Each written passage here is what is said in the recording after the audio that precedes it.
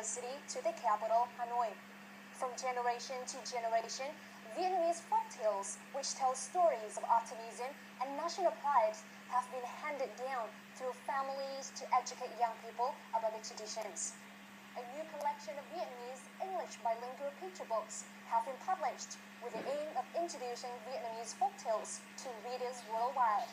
Let's have a closer look in Connecting Culture this week. Generations of Vietnamese have passed on the story of how Le Le borrowed the Dragon King's mystical sword. The people say a just cause stirs both earth and heaven. Even the gods from help. Our Đại Việt received a great blessing. And that is the end of the Vietnamese folk tales called The Legend of Xuan Lake. And this book is among the new collection on Vietnamese folk tales written in both Vietnamese and English. And let's now visit the Kindle Publishing House, the publisher of this type of book, to learn more about it and the Vietnamese folk tales as well. Kim Dong Publishing House has launched a new collection of 10 volumes of popular Vietnamese folk tales printed in Vietnamese and English.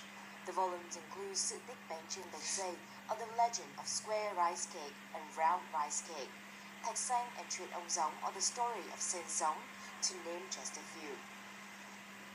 10-year-old Da Xuan Duy is looking for a Vietnamese folk tale to tell his friends and his foreign English teachers.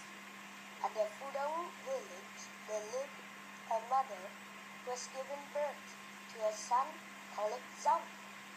The boy was unusual. By the time he was 3 years old, he still could not talk, just lay on his bed all day. I like the most is the story of Saint Xuan, a boy who was just 3 years old, laying in bed all day, and he just wake up, say to that guy how to rescue the whole Vietnamese. That is so awesome. Together with helping local children to learn English, the new bilingual collection is also aimed at overseas Vietnamese children who sometimes have trouble with Vietnamese language and literature.